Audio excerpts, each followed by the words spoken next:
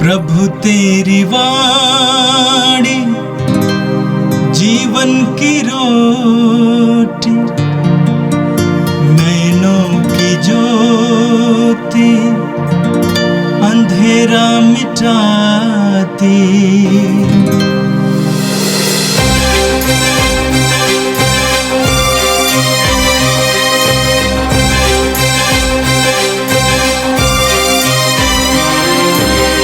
प्रभु तेरी वाणी जीवन की रोटी, नैनों की ज्योति अंधेरा मिटाती।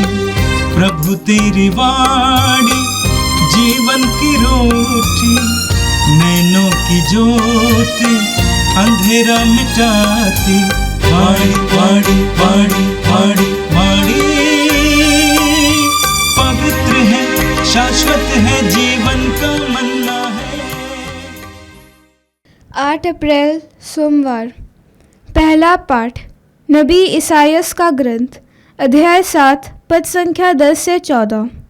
प्रभु ने आकाश से कहा, चाहे अधोलोक की गहराई से हो, चाहे आकाश की ऊंचाई से, अपने प्रभु ईश्वर से अपने लिए एक चिन्ह मांगो।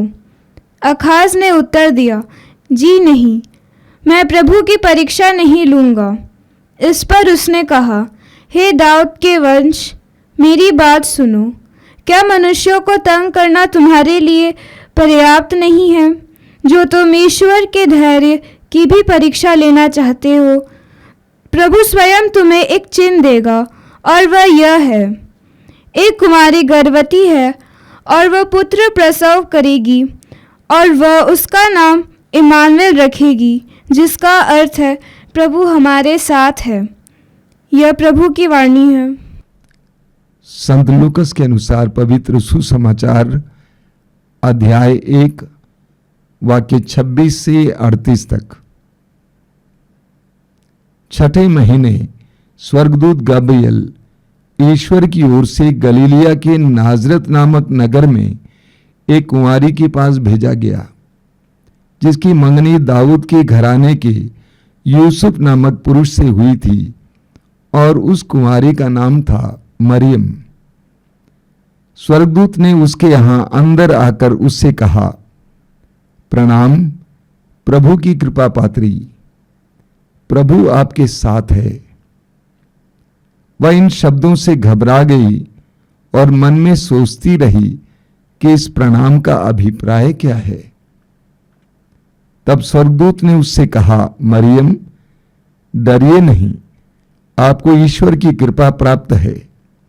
देखिए, आप गर्भवती होंगी, पुत्र प्रसव करेंगी, और उनका नाम ईसा रखेंगी। वे महान होंगे और सर्वोच्च प्रभु के पुत्र कहलाएंगे। प्रभु ईश्वर उन्हें उनके पिता दाऊद का सिंहासन प्रदान करेगा। वे याकूब के घराने पर सदा सर्वदा राज्य करेंगे, और उनके राज्य का अंत नहीं होगा। पर मरियम ने स्वर्गदूत से कहा, यह कैसे हो सकता है? मेरा तो पुरुष से संसर्ग नहीं है।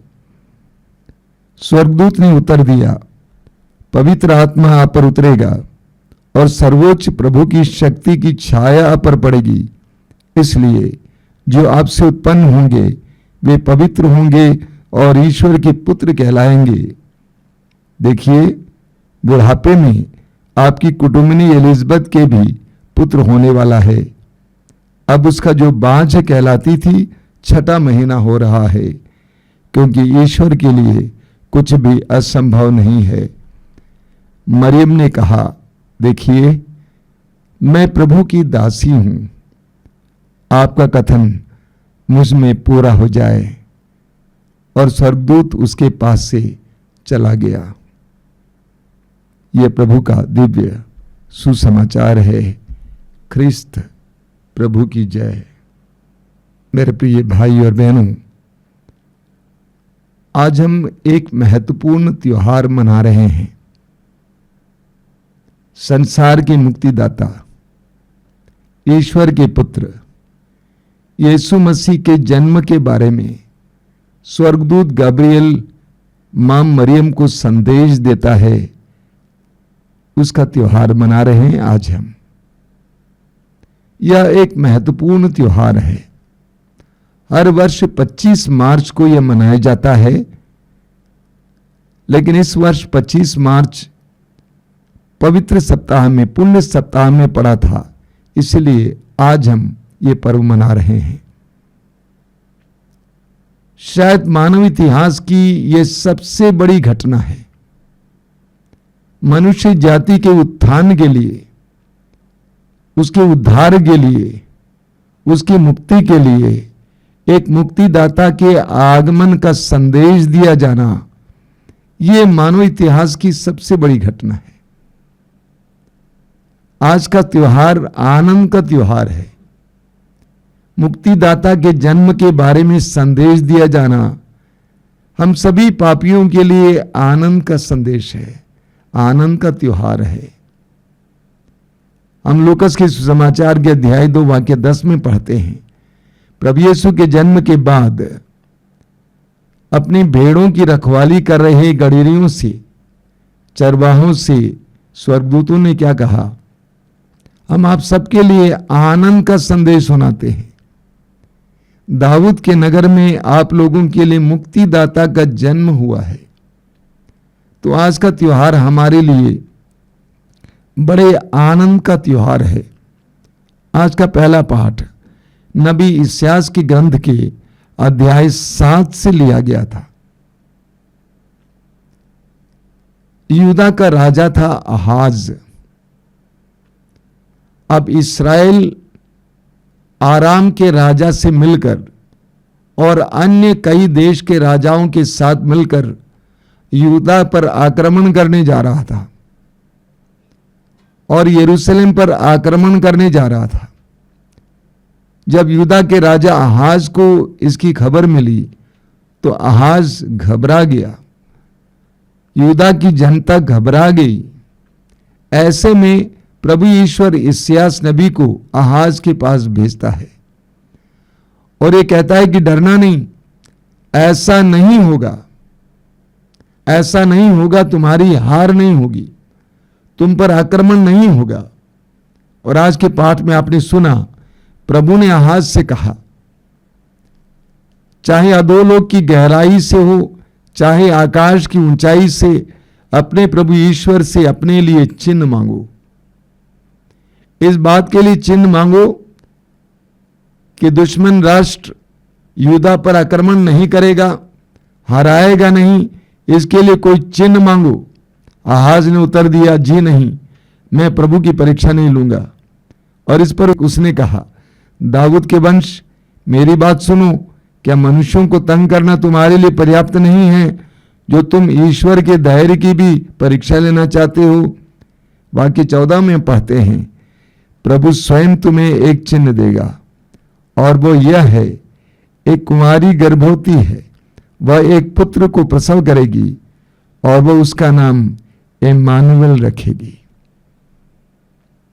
राजा आहाज से ईश्वर इस्यास नबी के द्वारा कहता है, प्रभु स्वयं तुम्हें एक चिन्ह देगा और वो यह है, एक कुंवारी गर्भवती है, वह एक पुत्र प्रसव करेगी और वह उसका नाम इम्मानुएल रखेगी।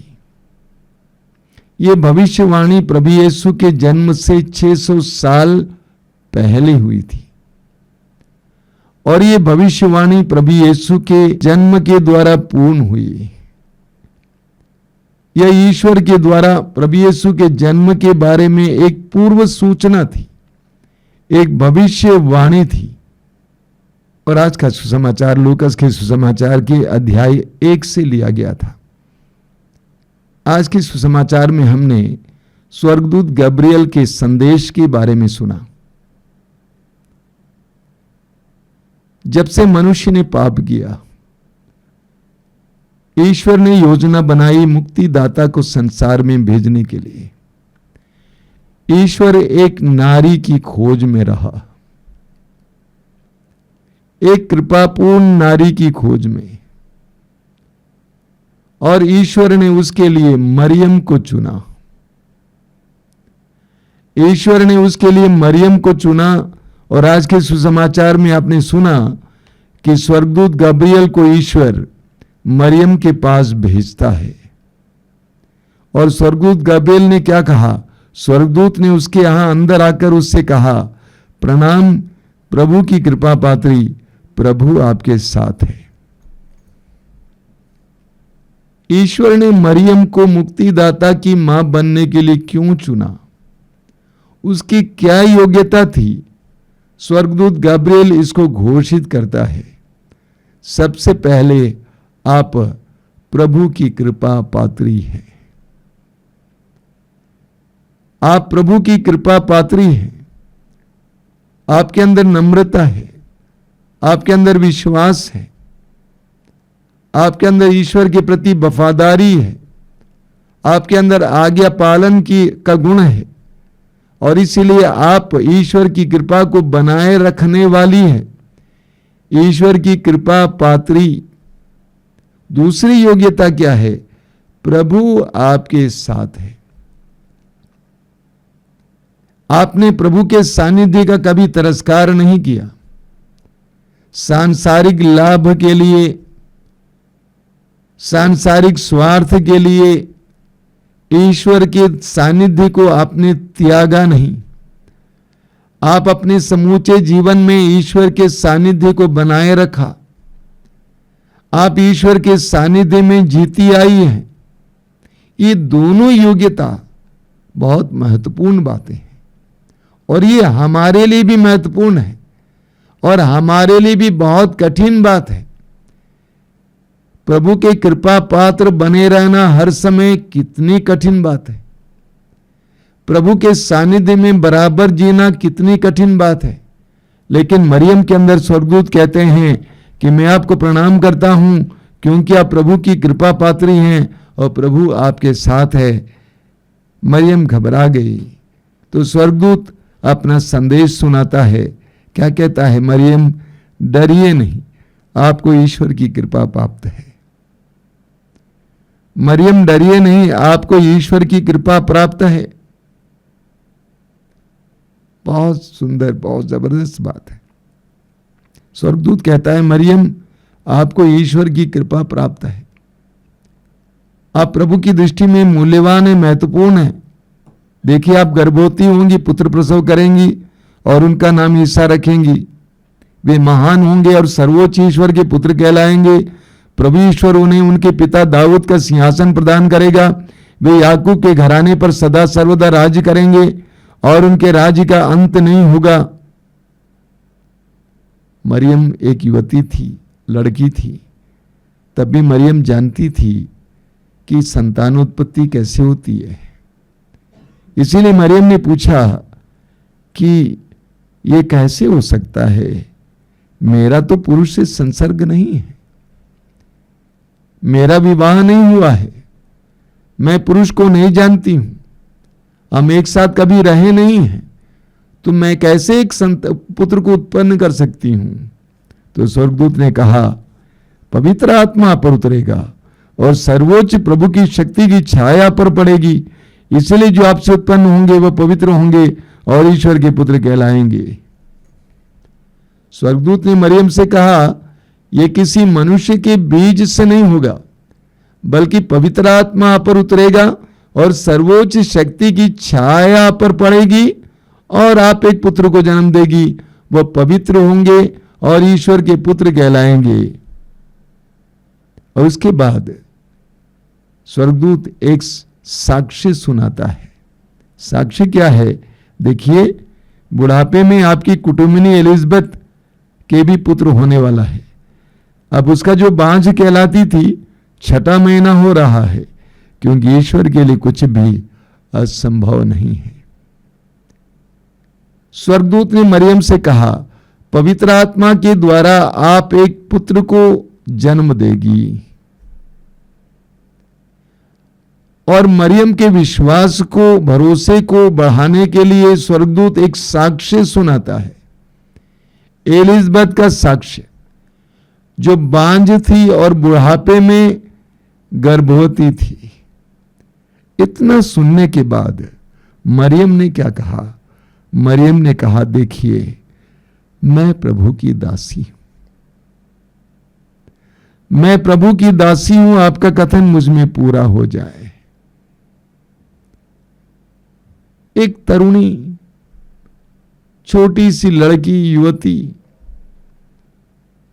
ईश्वर को ऐसा जवाब देती है। उसने ये नहीं सोचा कि मैं अपने मां बाप से पूछ के बताऊंगी। उसने ये नहीं सोचा कि अगर मैं गर्भवती हो जाऊंगी तो मेरा क्या होगा, समाज मेरे साथ क्या करेगा। और सुसमाचार में आगे आप पढ़ेंगे मत्ती के सुसमाचार के अध्याय 1 में कि यूसुफ को पता चला कि मरियम गर्भवती है और चुपके से ये मरियम को छोड़ने वाला था। मरियम ने आगे पीछे नहीं देखा। जब पता चला कि ये ईश्वर की इच्छा है, मरियम ने कहा मैं प्रभु की दासी हूं, ये मेरी पहचान है, मैं प्रभु की दासी हूं और प्रभु का कथन मुझ में पूरा हो जाए। प्रभु जो चाहे मेरे साथ करें। कितनी महान नारी है, युवती है। हमारे जीवन में हम अक्सर ये देखा करते हैं कि हमारे लिए क्या लाभप्रद है, हमारे लिए क्या अच्छा है, हमारे लिए क्या सुखकर है, हमारे लिए कितने सुरक्षामय बातें हैं। ऐसी बातों के लिए हम ईश्वर को हां कहते हैं। लेकिन मरियम उस छोटी उम्र में भी जानती थी कि मैं जोखिम उठाने वाली हूं। इसके बावजूद वह ईश्वर से कहती है आमीन, मंजूर है, आपकी इच्छा मुझ में पूर्ण हो जाए। आज के इस महान पर्व के समय माता मरियम का ये मनोभाव हमारे लिए एक बहुत बड़ा उदाहरण है। हम अक्सर ईश्वर को आमीन तब कहते हैं जब हमारे लिए अच्छा होता है, सुखकर होता है, लाभप्रद होता है। लेकिन मरियम ने आगे पीछे कुछ नहीं देखा। जब उसे पता चला कि ईश्वर की इच्छा है, उसने कहा मंजूर है, आमीन, मैं प्रभु की दासी हूं, प्रभु का कथन मुझ में पूरा हो जाए। आइए हम प्रार्थना करें। धन्यवाद देते हैं प्रभु यीशु आज के सुंदर पर्व के लिए। हम तुझसे प्रार्थना करते हैं माता मरियम की तरह, तेरी तरह ईश्वर की इच्छा को पूर्ण करने के लिए हमें कृपा दीजिए। प्रभु तेरी वाणी जीवन की रोटी, नैनों की ज्योति अंधेरा मिटाती। वाणी वाणी वाणी वाणी वाणी